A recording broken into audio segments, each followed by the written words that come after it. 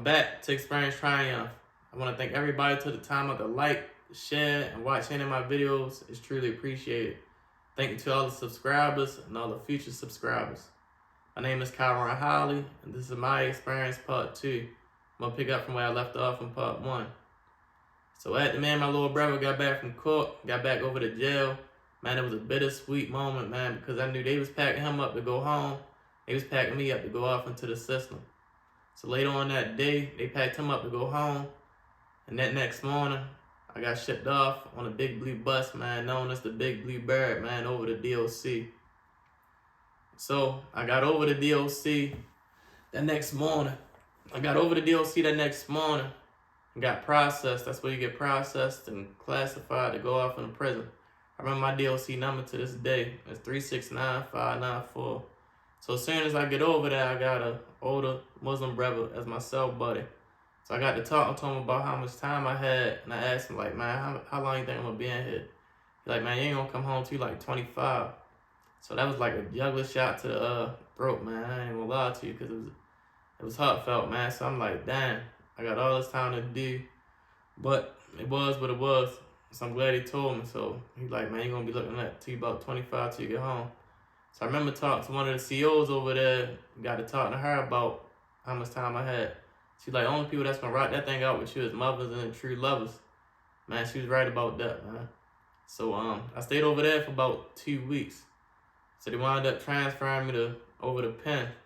So I get over the pen, it's different over there. The cells was super tight, super small. I think they used to house death row over there. It was to the point where only one person could be up at a time, where you had to probably be on your bunk and your cell buddy up doing what he had to do. My first cell buddy when I got over there, man, him ain't really tall. He was just one of them type of dudes. He stayed to himself. So I don't know him like that, but I wound up getting my cell buddy named Eddie Co. Cool dude. He must have just came off his bit, coming down off his bit. Man was cut up in shape, but I got to tell him how much time I had. So he like, man, I just came off a 9-year bit, man. That ain't nothing. It's gonna go by fast. So that was good. That was good to hear from him. So we finally got out on the compound, man. I had to take just a breath of fresh air, because I'm just like, damn, I got to looking around. It's packed, it's compact out there. It's different from being over to jail. Everybody else. We walked on the compound, I'm like, damn. I took a moment to think, like, man, this ready to be my life for the next few years. So Monday I go out in the yard. This is like my welcome into being in prison, man. I go out in the yard one day and I'm walking around. I'm trying to work out. I go out for every rep, man. That's something about me. I go out for every rep, man, just to clear my mind and just work out. So I'm walking around trying to get to working out with somebody. So I go up to this dude and I get to ask him, like, man, can I work out with you?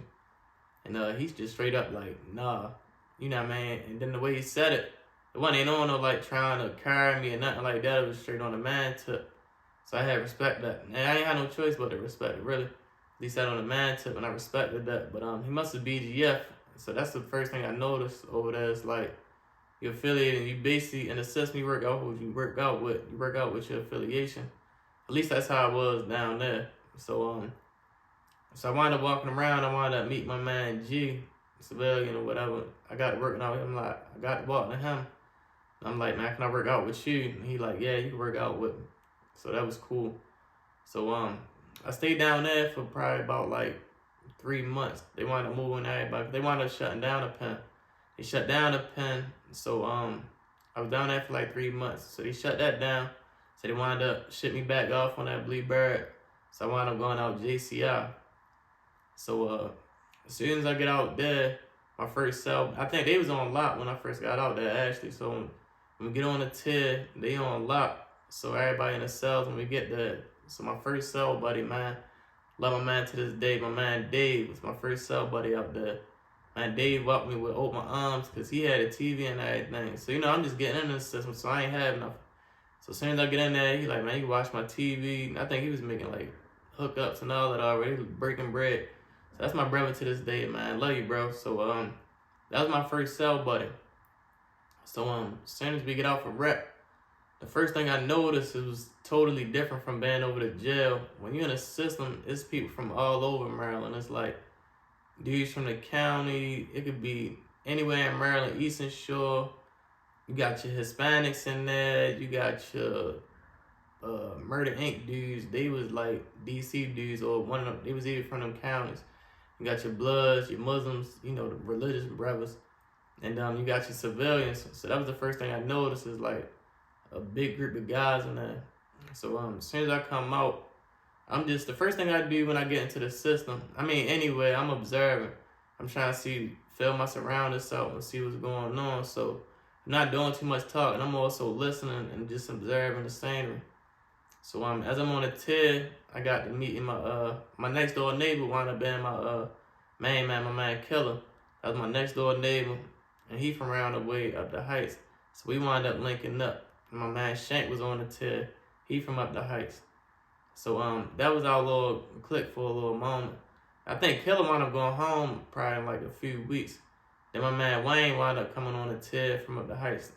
Him and Shank already knew each other from uptown, but I remember man Shank was actually in the cell one day. We were just sitting there talking, and he brought up Wayne Ashton, and then Wayne wound up actually coming on the tier like probably a few weeks later, whatever the case may be. So that was our little clique in there. Me, Wayne, and Shank from up the Heights. I'm from up Hilltop, of course, but so that was our little clique in there. So first thing, my mindset being in the system was, it was hard, because I'm thinking like, well, this gonna be my life for the next few years. So the main thing was, I like to deal with my situations how I deal with it. So my thing was, this my world, so I'm not gonna be calling home trying to like see what's going on and being in the mix and trying to be in the loop with what's going on at the time. I'm like, this my world, so I'm gonna be totally locked in on being in here. So a lot of people ain't even hear from me during my time in prison. So while I was in there, so I'm thinking, another thing, I'm like, excuse me, so I'm thinking like, I'm big on perception, so I had to change my perspective on being in there. So I remember laying on my bunk one day, I'm thinking like, it's either I'm gonna do the time or let the time do me. You know, so my thing was, I'm not gonna just be in here, just lollygag and a ball job, because I wanted to come home a better person than I was when I came in there. So I'm like, I'm gonna do the time. So I filled my time with learning myself, learning about the world in general, and I spent my time on financial education, reading on that, reading on spirituality, and just like filling my time on just learning myself. So the first thing I started thinking about was, how did I get myself in this situation? So when I got to thinking about that, the first thing I thought of was my emotions led me to being in prison. So when I thought about that, I always tell people like emotions is like the hawk, and that's like the greatest little analogy I can give. Because when a hawk, when he go off and go get mad, he black out and he turn to the hawk. When he come down, he back human. He didn't forgot what he actually did, and he dealing with that reality. So I always like to use that analogy. So I realized like my emotions got me in here. So the first thing was, I wanted to control my emotions, or at least be aware of your emotions. So by being aware, I didn't want nothing outside of me dictating how my energy was. So I worked on my emotions, and then I thought like, man, my actions don't only affect me, they affect everybody, they affect my loved ones also. Cause that was a lot, getting a lawyer and all that was like thousands of dollars being wasted. So I'm like, man, I gotta be mindful of my decisions and my actions. So that was the first thing. So I spent my time working on myself. That's one thing I can say about prison. That was the best thing. Like, prison was really like a priceless experience for me, because I had plenty of time to worry about just focusing, just building me up. And I had to deal with like these worldly things that you gotta deal with out here. So that's how I spent my time in that. So the first thing I noticed being in prison, one of the things I noticed, like when you out there, you on a compound. So on a compound, you like ducked off, you don't hear no sirens. When you look out the window, all you see is like probably geese walking around, like you all the way out of the scene. So I noticed that. So I'm going out in the yard, I'm doing my little bit, kicking my time, just doing my usual. So when you're in prison, you want to get a job, because you can either earn 5 days or 10 days towards your time or whatever, to break your time down. So I went like a whole year without having a job, because in prison, it's based about who you know, it's not what you know. And it's like, the more dudes you know, I ain't gonna say the inmates run the jail, but to a degree, they definitely run the jail, because a lot of dudes, they be in position to help you out and get you where you trying to get, you know what I mean, as far as like working and stuff like that. So at the time, I'm just like idling my time, going to the library. We used to have library and gym. We had basketball teams going in there, like wrecking in the gym. My man Wayne, he definitely was carrying on the basketball tip. He's one of the nicest dudes in the jail at the time, man. Shout out to my man Wayne, but he was definitely carrying in there.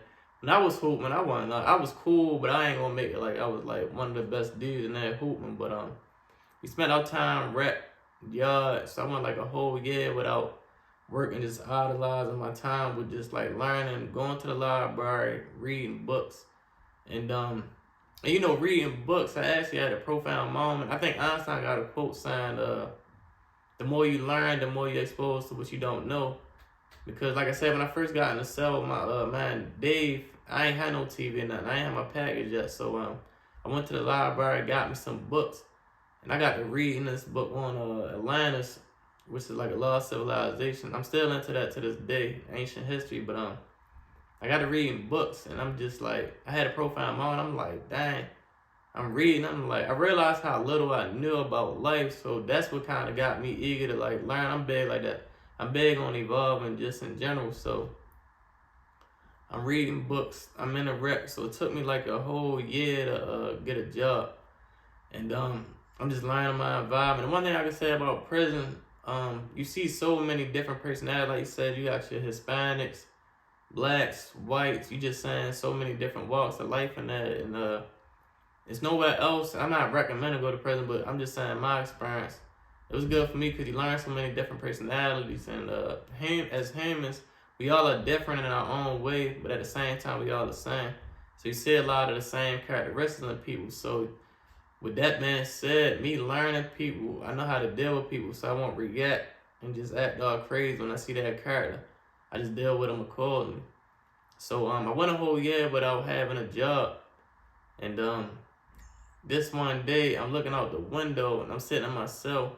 I'm looking out the window and I see some females walking to where the library was located at. They walked to where the library was located at, and you know, I'm thinking like, damn, where are these women coming from? And they wasn't COs or nothing. So when I'm looking, I'm like, damn, I wonder what they doing in here. So one of the guys on the tier named Brad, he was a soft-spoken dude, man, older guy. And I got to talk to him because he worked in the library, and I asked him, like, why was those women, you know, going to the library? And he said they had for college courses. So, you know, me, I'm thinking like, man, I'm trying to get in the mix with that. And I ain't even gonna, you know what I mean? I'm locked up. I'm trying to get to be around any woman, because in there, you around nothing but dudes all day. That's one main thing I hate about prison, is just being around dudes all day. And of course, you locked up. The main thing I hate about prison, you around dudes all day and them doors don't shut. I mean, they open and close all day, so you don't get no sleep in prison. I know that's a little off topic, but that's one of the main things I hate about prison. So when I seen the women, I'm like, man, I'm trying to get in that loop. So he like, all you gotta do is write the librarian. I think she gave me a subject to write on, an essay. I had to write an essay on whatever topic it was, why school was important, something like that. I can't remember to this day, but I had to write an essay. So I wound up writing the essay. I completed the essay.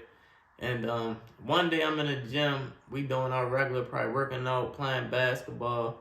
And one day they called me and they like, Holly, they want to see you in the library.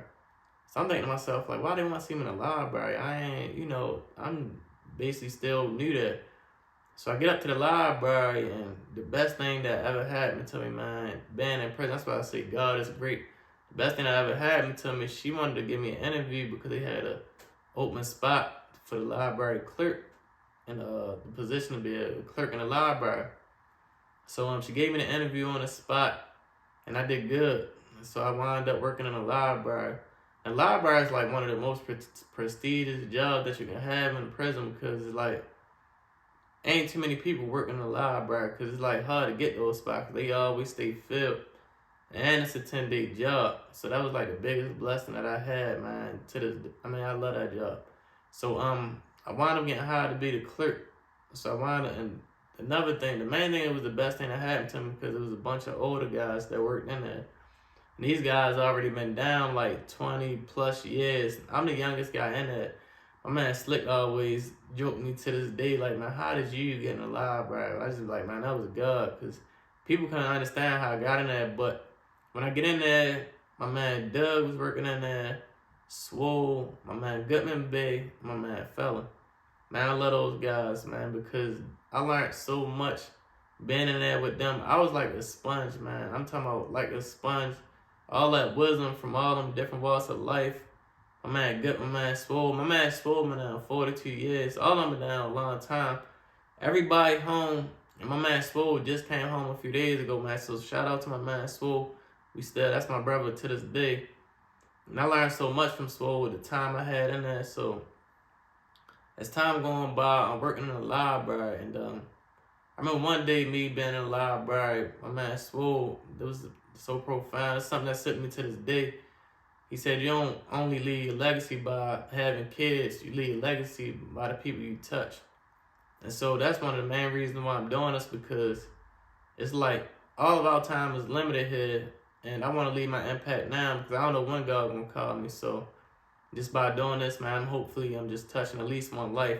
But anyway, while I'm working in the library, man, I'm just like a sponge, just soaking up so much wisdom. And like I said, while I was locked up, I did less talking and just more so just learning from everybody. Because I'm the type, like, you can learn from anybody. I'm never too high and too above nobody to learn from. So I'm learning from everybody that's in there. And so I'm doing my time. I'm working in the library. And as I'm working in the library, I'm exposed to so many books because I was in charge of, like, grabbing the books from the back and bringing up books that were stocked up and bringing them out because they had new books just sitting back there.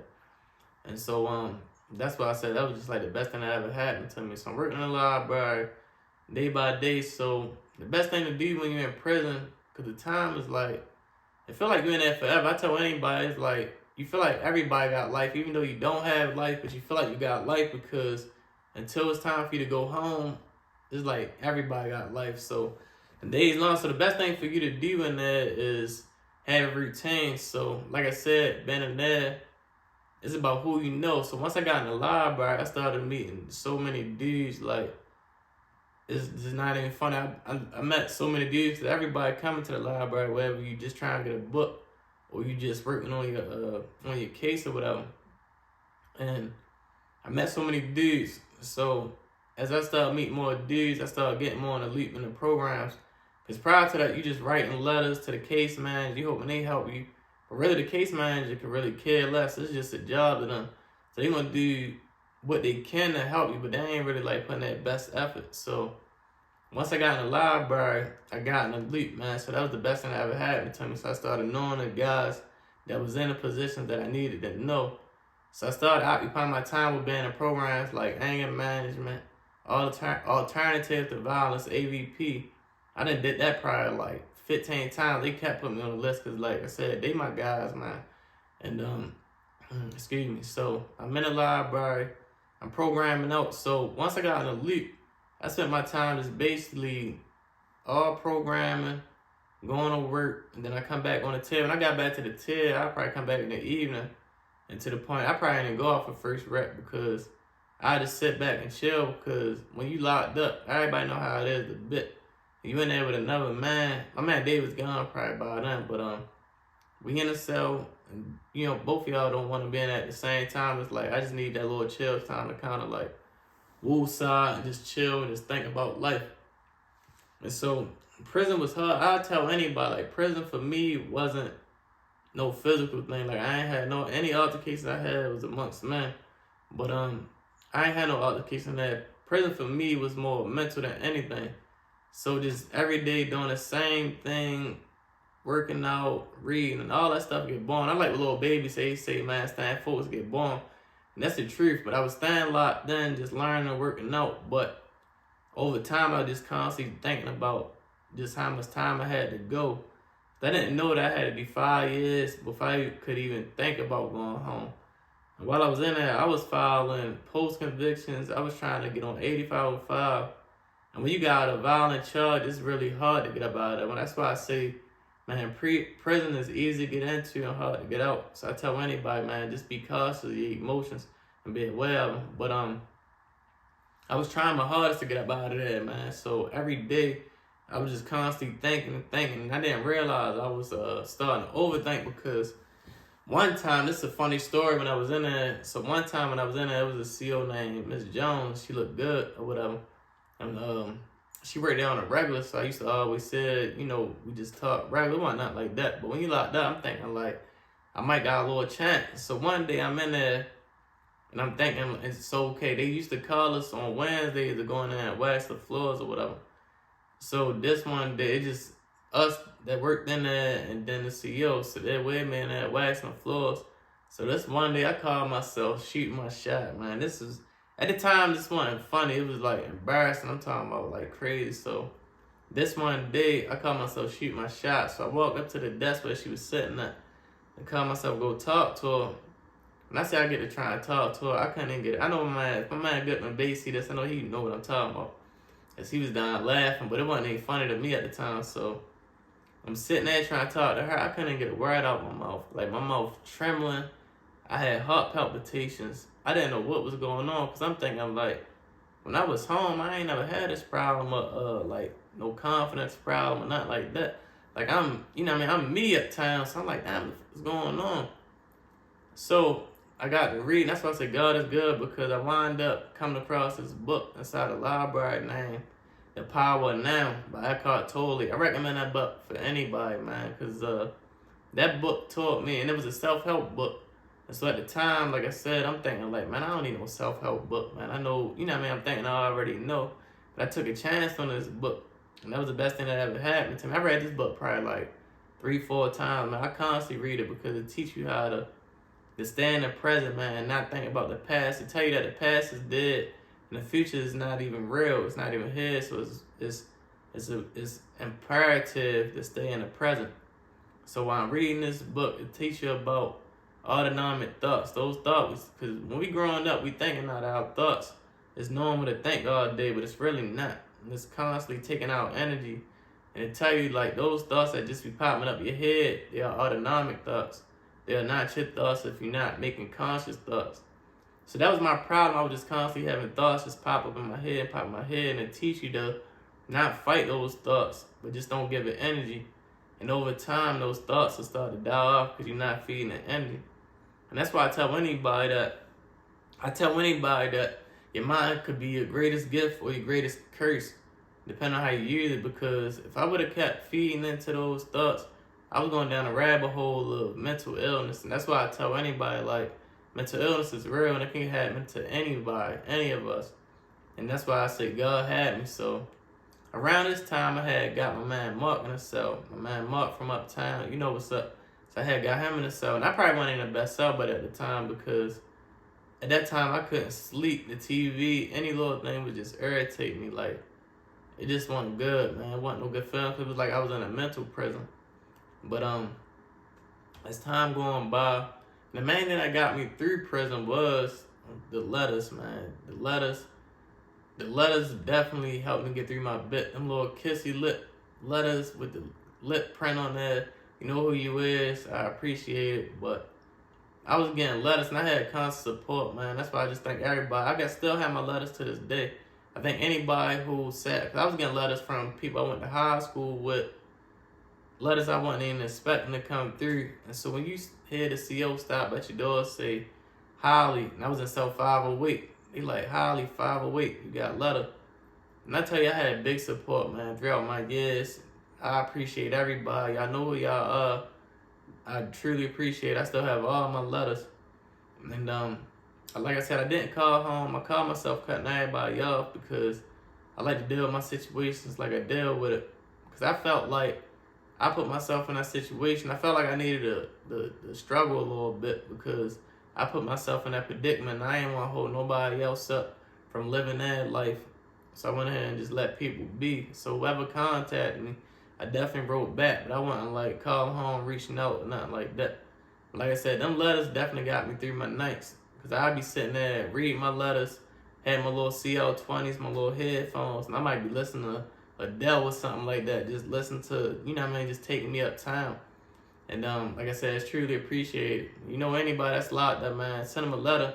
Because the main thing you feel like in there, you feel like everybody forgot about you. You know what I mean? That's the last thing you want to feel like people forgot about you. You just like you don't exist to people no more. So that's why I say them letters definitely got me through. My friends and family, they was coming through, coming to visit me. Definitely my mother was just coming through on the regular. I definitely had to call her too much because she was on point. I knew I was getting a money order probably like every 2 weeks or whatever the case may be, and she was coming up there almost like every week. If it wasn't her, it was my friends and my lady. You know who you is. I don't be wanting to say no names, but y'all be coming up, man. That was like, I was just grateful, man. That's why I say God had me the whole way. So while I'm out JCI, you see some of the most talented dudes in there. That's why you can't make it up. Like I got a lot of these tattoos when I was in there, and the way they do it, they burn the chest pieces. They burn the chest pieces with Vaseline or something like that. I don't know exactly. And you have a guitar string and we'll during rec time we'll sneak in the cell and they'll be coming in there doing the tattoos or whatever. So like I said, prison wasn't like no physical thing for me. Like I said, it be going down in there. You definitely gotta stay on point. It's easy to get into and hard to get out because you just never know when something might jump off. You got your typical fights and typical stabbings, but none of that happened to me. You might see dudes fighting in the shower or, you know, fighting in the day room, whatever the case may be. Prison, that's why I say, man, it's just rough, but I was just blessed the whole time because I was good. But, and even with the phone situation, like, the phones was associated with whatever affiliation they was with. And I never had a problem getting on the phone. I think dudes respected me and they liked me, and I wasn't never nobody loyal man or nothing like that. Like, oh, this my loyal man. I wasn't son like people, even though I was young, but people respected me for who I was because I wasn't out trying to be something that I wasn't. I was just genuinely comfortable being in my skin. You know what I mean? I remember my man Rashid, man, he one day in the shower, he like, man, you very precocious, and I had to learn what that. He was big on his vocabulary, and I had to learn what that was. But a lot of these would give me like little compliments, like, you know what I mean, well, advanced for your age. And it was cool, but like I said, I was just in there like on business, like, I'm in here to take care of my business and go home, because that's the main thing. My man Slick, he might have come on the TED like around like 2012 or something like that.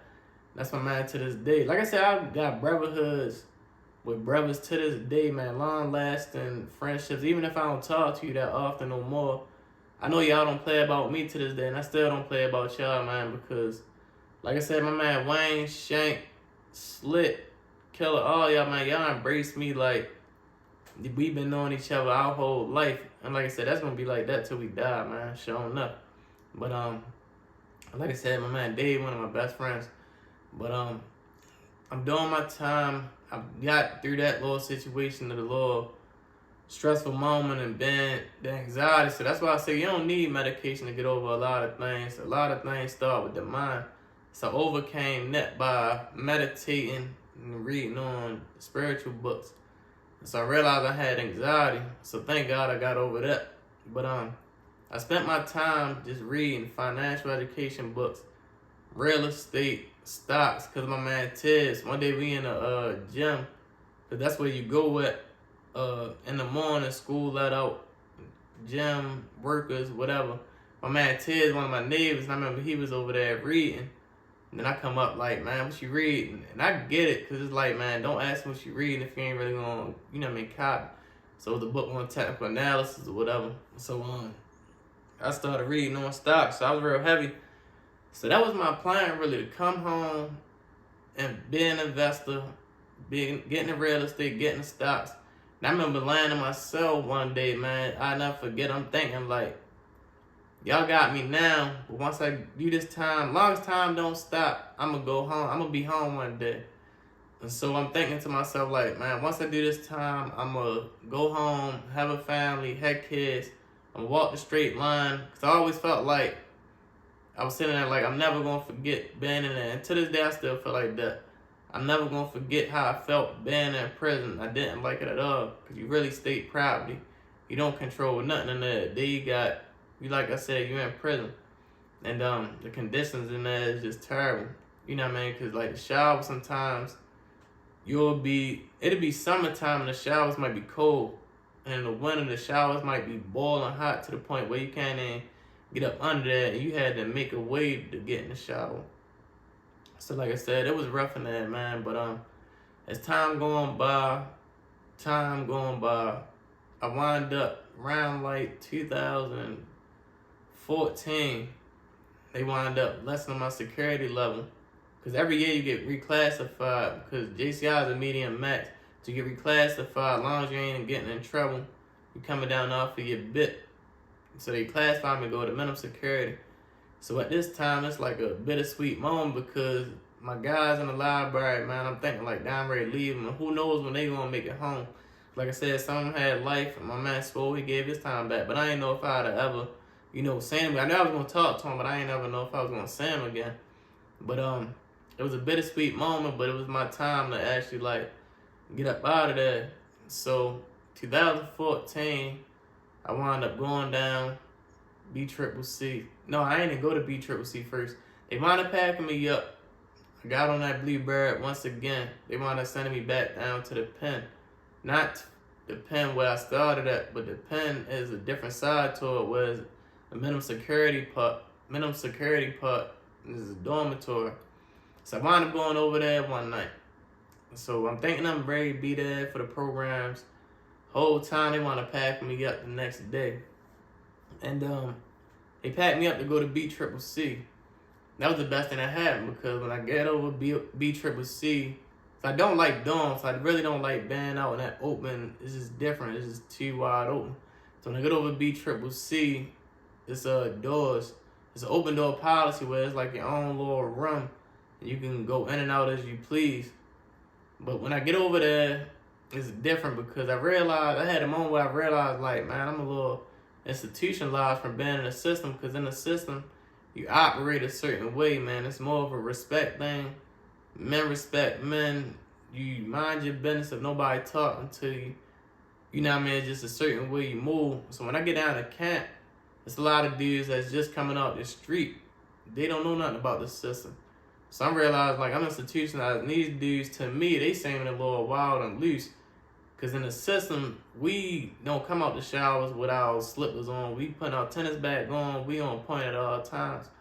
When I get down there, dudes bopping out the shower with their slippers on. That was cool for them, but that wasn't my thing. I stayed, you know what I mean? Certain things stick with me to this day. So I'm not walking around in the shower with shoes. I'm down there with my tennis on. So when I get down there, I wind up saying my man Dennis, he was over the pen with me. Man, Dennis was out JCI together, our whole bit together. Man, love you, bro. I ain't seen you in a minute. But I wound up saying my man Lord Dennis down there, my brother Luke down there. Rest in peace to my man Luke. I'ma always speak that because your legacy lived through me, man. Cause we was out JCI together, and he was in the cell with me. And he was one of my best cell buddies, cause he reminded me a lot of myself, man. To this day, I heard that you're not here, but like I said, your legacy lived through me, man. Everything happened for a reason. So love you, bro. But I wound up sending my man Joe down BCCC.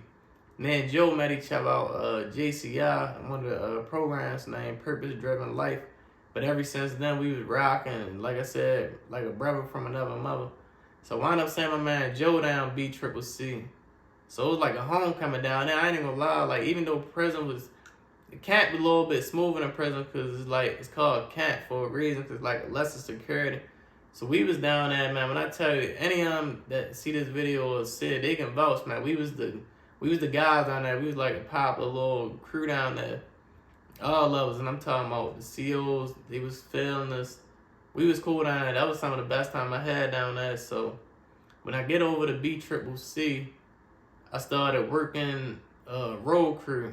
Anytime you see like dudes in the street picking up trash, that was cool. My first day getting on road crew, man, I had a little blast because we out in the streets. Dudes would throw money on the ground, throw cigarettes on the ground, and dudes would bring the cigarettes back however they did it. That ain't my thing. Boofing, that ain't my thing. But they'd bring the cigarettes back and they'd bring the money back. And that was love, people throwing that on the ground. But you had the COs, they was cool. They wasn't on our back to the point where they on our back to see what we doing all day, every day. So we had the money. And we'll tell the CO, like, man, we got a few dollars. Can we go to McDonald's? So my first day, I don't eat meat no more, but my first day out on road crew, we wound up getting some McDonald's. You talking about, man, I was happy as I don't know what, eating at McDonald's. So I'm on road crew. Man, I met a bunch of dudes and it was cool. I remember being on road. One thing I didn't like about road crew was people just look at you like animals. And you don't like that feeling, so that was the worst thing about road crew. But a couple times it was cool because I'd be out on road crew, little females, I'm trying to go at them. I got a few numbers, but they ain't go nowhere, but it was all good. Dude, I remember one time we out on road crew and dude like, life, and it was something for me. They kind of like try to put me on the spot. And around this time, I loosened back up. I needed camp because I was a little uptight and stiff. But once I got back a little loose, back to being myself, they like, man, life, here was something right here. And female walked down the street, man, I wound up getting a number. I had to let them know, like, yeah, I'm still me. But it was all good. It was all fun and games. So I stayed on road crew for like a little minute. And so I didn't like it because I'm the type of person that if I'm not all the way home, I don't really like being teased. Like I said, I like to be all in inside. Being present, let me just do my time. Because getting teased just ain't hit me right. And that's how I felt about being a road crew. So I wound up getting off a road crew. I got into the OSTC program where I got certified to do HVAC, to be helping HVAC. I wound up graduating the HVAC school or whatever. I actually spoke at the graduation, which was a cool thing. So I spoke at the graduation. I graduated HVAC. And once I graduated HVAC, I wound up getting a job to work for maintenance down there. So that's why I said I've been blessed the whole time. So I wound up working for maintenance over at BCCC. And I only worked that for a little minute because I can't. So I wound up going up for, like I said, I had to do 5 years without parole. So I got my 5 years in while I was down there. So I go for parole. I'm thinking I'm ready to get it, man. I ain't even gonna lie to you. I'm thinking I'm ready to go home because everybody like, man, life, you gonna get it. You got, man, over 15 plus certificates, no tickets, you ain't been in no trouble, man, you gonna get it. And I know a lot of guys be like, you ain't supposed to listen to the guys say like whatever you gonna get, because they ain't the ones that made that decision. And I get it, so I kind of felt it like, man, I should be all right. So I'm still going there home, but at the same time thinking like, I done did all this to get home, man. I'm thinking I should get up out of here. So when I go in parole, I remember like it was yesterday, man, dude just straight denied me. I know it was like politics behind like the reason I was locked up, my case or whatever. I know it was politics, man. It took everything about my soul, man, to not spaz. I could have flipped the table on that. I don't like cussing, but I could have flipped the table and like really like went off.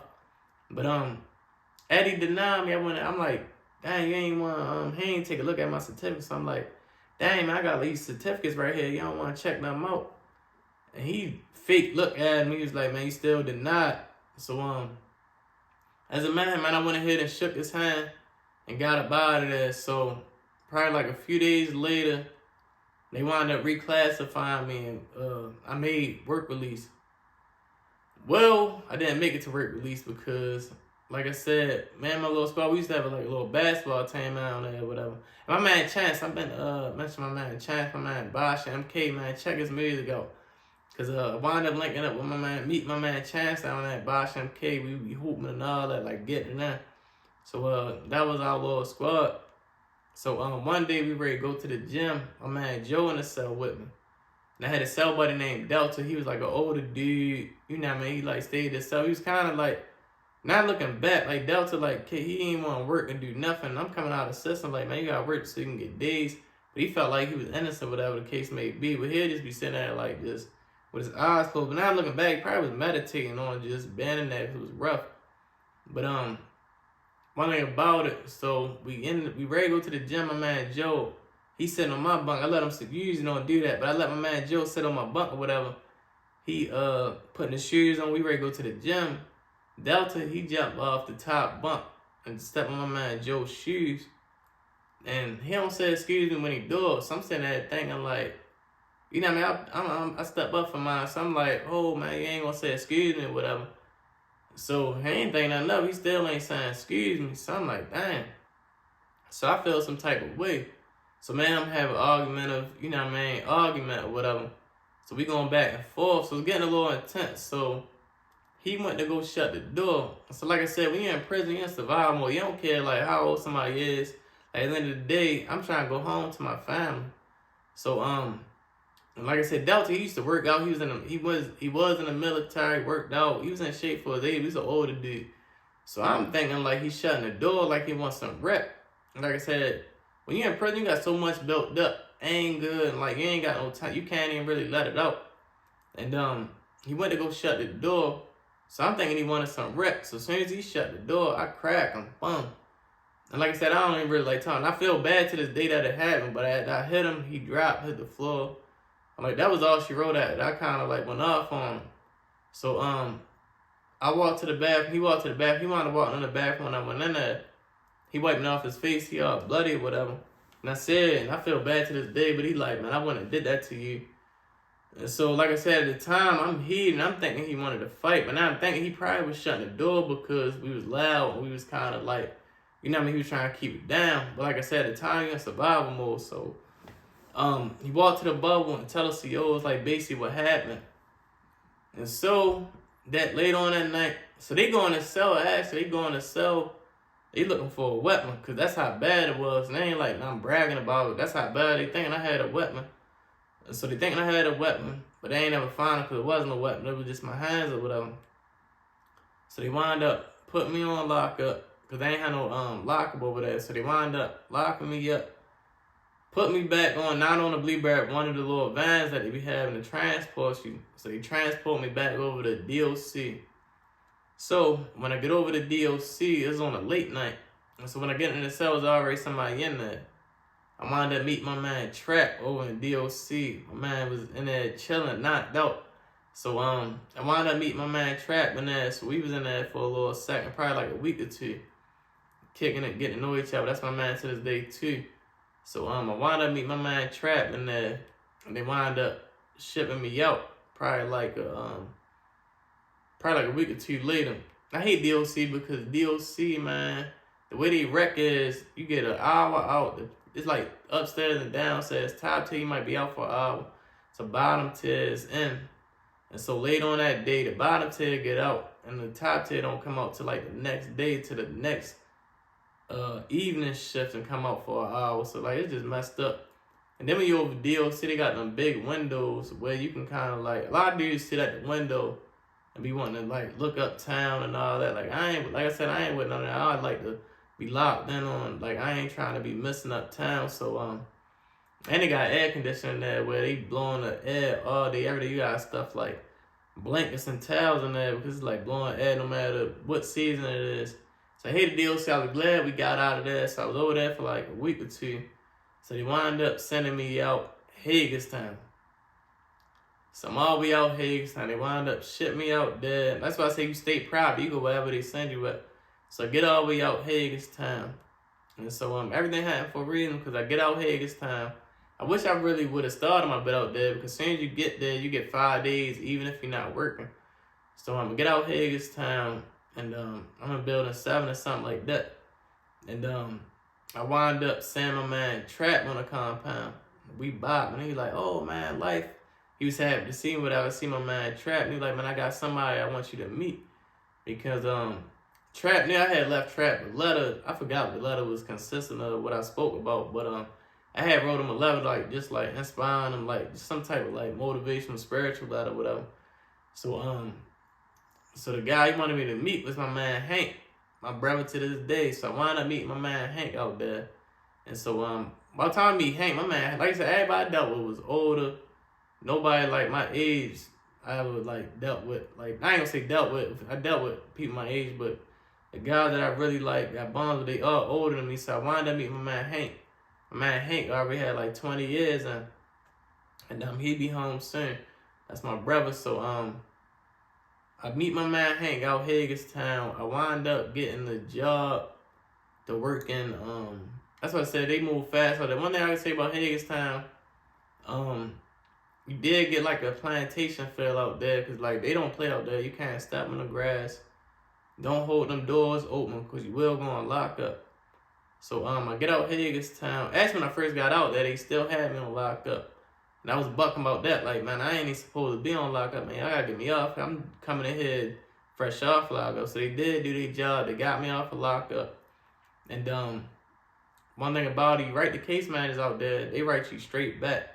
So I wrote to get into the carpentry shop. So I got a job in the carpentry shop. Learned a lot in there. Working my hands, working with wood. Learned how to build a house from the ground up. Man, I wish I would have stuck with that coming home. But anyway, I got a job working the carpentry. I'm still kicking my butt as usual. Learning as much as I can, because you can't never learn it. Learning is knowledge is infinite. So I'm in there learning, doing my thing. A little bit later, I wound up saying a warden inside the carpentry shop. So I asked him, because I lost days because I caught the ticket. So I asked him, could he give me my 90 days back to come home? So he was like, yeah, just write me. So that was the blessing. So I wound up writing the warden, gave my days back. So a few months later, they gave my days back. Case management called me. So when you ready to go home, case managers calling you like crazy. You know you ready to go home because they call. One thing about me, a lot of guys be counting down, having kind of like, well, I'll be home in 2 weeks. Like, the way I did my time, I spent my every day like it was my last. Like, I'm still going to the yard. A lot of dudes be thinking like, well, I ain't gonna go out so nothing happen. I'm confident, like I'm cool. I'm gonna spend my every day like it's my last. And then it's like I've been spending it. And actually what I'm trying to say, kicking with my man Hank. And every day go by, case management calling me, taking it one day at a time. Then finally, I go over to some room where they give you your ID, your release ID, you take your picture, and I finally make it home. June 3rd, 2016. It was bittersweet. I had to leave my man Hank, but I got it June 3rd, 2016. So they packed me up to go home. They sent me over to DOC for the last time. I get over to DOC. I had to spend a night over there. Spend a night over DOC. That next morning, they had released me. The best day of my life. They give you like this little $50 because they build your account up over time while you in there. They give you like, so they stack it up until you have $50 to go home. So they open them gates, man. I finally make it home. They gave my $50. I could have walked home. That's how happy I was. But I wound up catching the bus.